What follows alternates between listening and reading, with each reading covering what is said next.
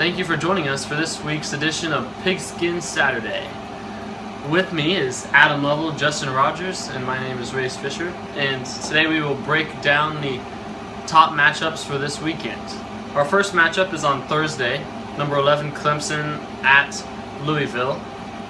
It starts at 7:30 p.m. And some people are a little iffy on this matchup because Louisville has a great program, but they just haven't showed it this year. Justin, how do you feel about this one? This will be a great game that will test Clemson's quarterback Deshaun Watson and his chances for a Heisman Trophy this year. Clemson has had it easy the first two games, but this game will be a different story. There's a reason for Louisville only be a 7-point underdog in this matchup, though.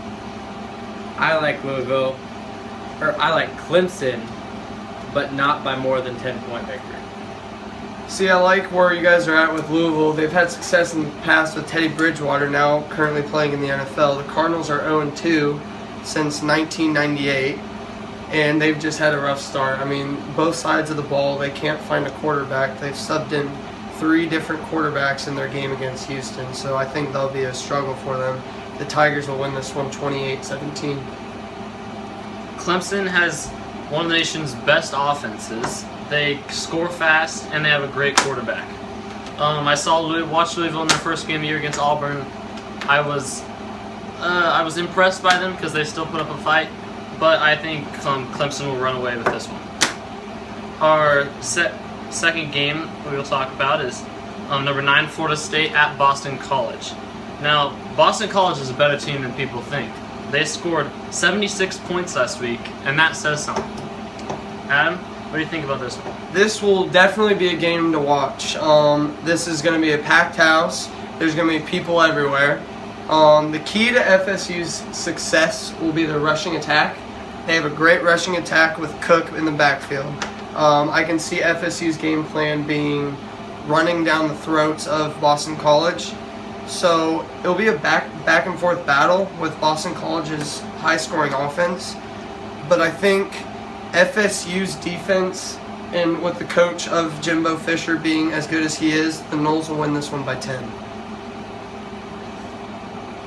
Florida State started off very slow against Texas State last week. Everett Golson started off 0 for 5, but ended up being 14 for 26 with 163 yards and 1 touchdown. But the make or break in this game will be Dalvin Cook. Cook putting up 266 yards and 3 touchdowns with 30 carries. And he has turned this Florida State offense into a 60-40 running offense with a still adjusting Everett Golson to the new offense. Boston College, on the other hand, has looked very good these first 2 games. For both 2 games, they have put up, winning its last game 76-0. I don't care who you're playing.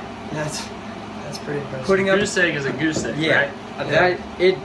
That's very impressive. I think FSU being a 7.5-point favorite in this matchup is being a little generous, but I do think the Noles squeak away with this ACC matchup. Dalvin Cook. I'll say that name again. Dalvin Cook is a Heisman candidate. He has 422 yards and 5 TDs in 2 games. Boston College's defense has allowed 3 points for the first 2 games, but I think that'll change this week. I got Florida State big. Our 3:30 game at Tiger Stadium. That's at LSU, not Auburn. Number 18 Auburn at number 13 LSU. Justin, how do you think Auburn and LSU will fare in this game? Auburn playing last week and barely surviving Jacksonville State surprised me because I had Auburn just absolutely embarrassing Jacksonville State. It was pitiful to watch a ranked team like that struggle so much. LSU, meanwhile, took a very good Mississippi State team led by Heisman running. LSU took down a very good Mississippi State team led by Heisman runner Dak Prescott. Auburn hasn't shown me any reason for me to pick them yet in this matchup. I got LSU winning by 10 points. Jeremy Johnson has looked terrible. He had a lot of high hopes coming into the season. He's just looked terrible, forcing balls into tight windows, throwing on the run, not setting his feet. What he needs to do is look off to his second and third receivers, because he's picking a receiver before the play is even like thrown out in front of him. He's deciding before they get out of the huddle. LSU showed they were the real deal last week, winning at Mississippi State. Their D held their ground, and Forsett was a legit threat on the running game. I think the Tigers are going to win this one by 14 points. All right. First of all, I think both Auburn and LSU are overrated teams. I don't think LSU deserves the number 13 ranking with only playing one game this season. They both rely on their offense, and you know, if you rely on your offense, then you should have a strong defense behind you. And both of them have given up over 20 points their first two games. Well, LSU's first game, and you know, LSU has a good running back. Yeah. That's all they have. Their quarterback has thrown 14 passes and completed 9 of them in the first game. And LSU has a good running back in Leonard Fournette, but you need more than that to be a good football team. You said LSU's quarterback was 9 for 14. Yes, sir. I don't think that's a bad stat.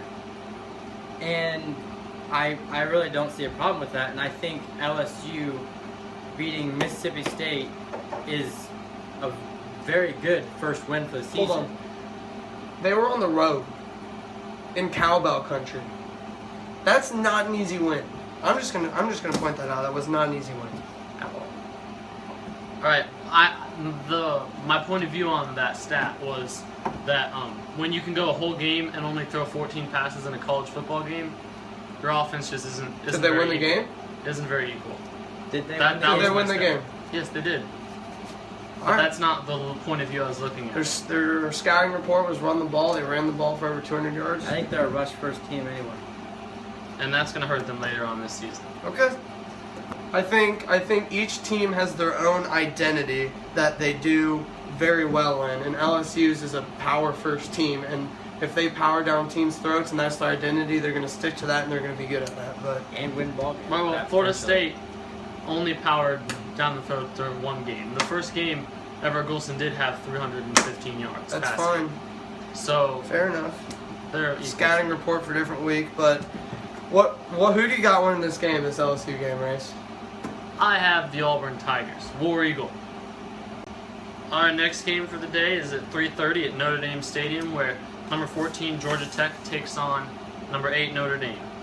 Both of these teams have something to prove in this game. Georgia Tech to prove that they are becoming a good program, and Notre Dame to prove that they can still be a good team without their starting quarterback that they lost last week. I'd like to hear what Justin has to say about this game. Surprisingly, I don't think Notre Dame will be as bad as people think without Malik. Deshaun Kaiser, in my opinion, is just as good as a quarterback as Malik Zaire is. Georgia Tech has looked amazing so far in these first 2 games, and also Georgia Tech is leading the nation in rushing yards with a total of 456 yards, but only throwing for a total of 104 yards.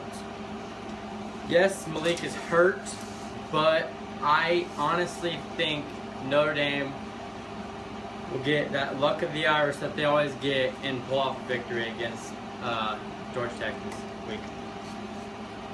I wish I could be picking this game between these two teams with both of them healthy, everyone back. I wish Notre Dame had their running back and quarterback back, because this would be a lot more exciting. I think it's still going to be a great game.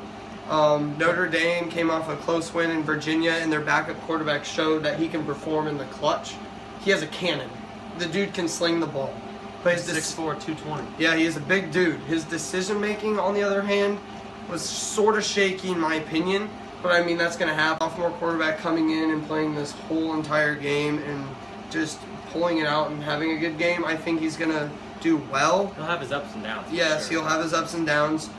But I think Georgia Tech's defense will scheme him to where it's going to be tough. He's going to get hit many times. I mean, he came in the clutch last week. I mean, he showed he's got it, but I don't know. I think Georgia Tech with Justin Thomas as their quarterback leading the way, I think Georgia Tech's going to play out of their minds. They're going to have the best game they will all season, and they're going to upset the Irish, and they're just going to play out of their minds. They're going to win this game by 17 points. All right. This Notre Dame defense, you're not giving them enough credit. They've got a first-team All-American linebacker. They've got a first-team All-American inside linebacker. They've got potentially another first-team All-American at corner, Kavari Russell, who just came back off a season of suspension.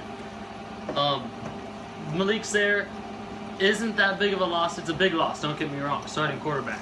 But Deshaun Kaiser and Malik Zaire competed all throughout spring camps, all throughout the summer, all throughout training camp. And I believe that he is the man for the job, and that's what I think. See, I have something about that. I agree with you 100%. He's a great quarterback. They've been battling all offseason. But it hurts the play calling of the offense. Notre Dame likes to run the zone option. They like to do a quarterback draw. But that limits how much you can run those plays, because if you do a quarterback run, what happens if he gets hurt? You don't got very many options left now that you have that quarterback down and the depth chart is that much smaller. So your play calling is going to be a little more towards, you can't do any of that zone read option stuff. You got to limit how many times your quarterback can get hit.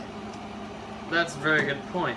Now, I'm going to bring up Notre Dame defensive coordinator Brian Van Gorder. He has the history of the triple offense. He actually took over at Georgia Southern when the Georgia Tech head coach left after establishing his triple option offense there. And you know what Brian Van Gorder did? He threw it in the trash. He just stopped running that offense because he knew that there were flaws in it, and he knew there were ways to beat it. So Brian Van Gorder has been scheming for weeks now because he didn't care about the first two games. He's been waiting for this game, and I think it'll all come down to defense on both sides of the ball. Which defense can stop the offense? But I still have Notre Dame to come out on top this one, but it'll be close. All right.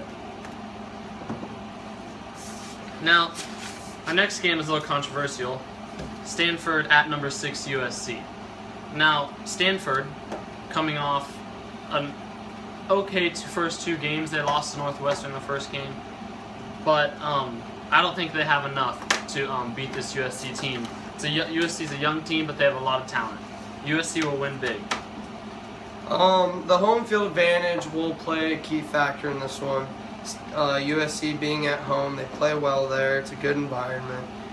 USC will go with the spread offense, and Stanford will be in the power I.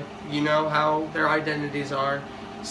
USC's got the fast, quick, speed guys on the outside, and they like to throw the ball. Stanford's run downhill. They've got the big offensive line. Hogan, in my opinion, I had high hopes for him in the beginning of the year because he was behind Andrew Luck all these years, and then he comes in finally. He's got his shot. The last couple of years, he's played well against top teams, beating Oregon at Oregon, and I mean, I felt like this was going to be his year finally, and he just hasn't shown it for me. Cody Same Kessler, as Christian Hackenberg. Yes. State. He hasn't shown us anything yet. all right, and Cody Kessler on the other side of USC threw 410 yards against Idaho last week, with many playmakers on the outside. So I mean, 410 yards. I mean, that's one game. They can throw the ball a little bit. That's just what I gotta say. They can throw a ball. It'll be a close game, but USC will win by 2 touchdowns. USC's dominating offense will be too much for Stanford to handle. USC has nearly doubled the amount of total yards this season so far and is averaging 57 points per game. Stanford is only averaging 18. I think it'll be a close game in the first half with Stanford's defense starting off hot, but USC eventually runs away with this one in the second half and probably at least by 2 touchdowns. Yeah, I agree. Now, the best game of the week is going to be played versus number 15 Ole Miss at number 2 Alabama. This game is in beautiful Tuscaloosa. This game, the crowd will be into it. There'll be over 100,000 fans screaming and yelling. I'm not sure Chad Kelly is ready for this. Ole Miss's defense, I'm going to start this off real quick. Last week against Fresno State had 2 pick sixes. Ole Miss has been rolling on offense with more than 70 points in each game, with their defense looking sharp on all sides of the ball. Bama always is going to be rolling with their head coach, Nick Saban, in command. He's one of the best coaches to ever coach the game of college football. This is going to be a fun game. Justin, talk to me a little about this one. I have a little fact for you. Okay, let me hear it. Ole Miss won this matchup last year at home versus Alabama, and it could very well happen this year again in Alabama this year. But Ole Miss has one win in all 27 meetings in Tuscaloosa. Also, they have never won consecutive games against Alabama since the first time they played each other. Ole Miss's powerful offense has scored 149 points in 2 games and only given up 24. Okay. But 24 points is a lot of points. I think, scoring 149, Bro, their third strings were in. I'm just telling you that right now. I think going into Tuscaloosa, getting the victory would be extremely hard. And as much as I want to tell you that it will happen, I just don't see it happening. And Alabama will win this game by no more than 7 points. Roll Tide. Now, Chad Kelly, is he new to the program this year? Yes. Yes, he is. Now, he transferred from junior college last year. He was a great junior college player. Alabama even recruited him to come to their school. Now, the problem with Chad Kelly is he's never played a good SEC team. Yep. He has no history with them. He has no idea how good Alabama can be on the defensive side of the ball. Alabama hasn't been able to have a chance to show how good they are. Now, Alabama did play Wisconsin, and it wasn't very pretty, but Alabama still came with the win, vote by 20 points. Now, I believe Bama's too strong in this one. I think they're going to get to Chad Kelly in the backfield. I think he's going to not have very much time to pass the ball like he did in the first 2 games. Roll Tide.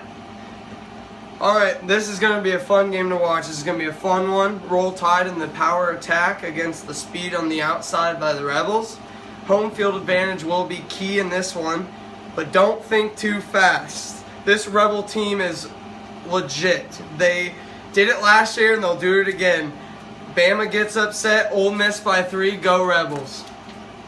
All right, we have 2 picks for the Tide and 1 for the Rebels. And that will close this week's edition of Pigskin Saturday. Thank you for watching, and we'll see you next week.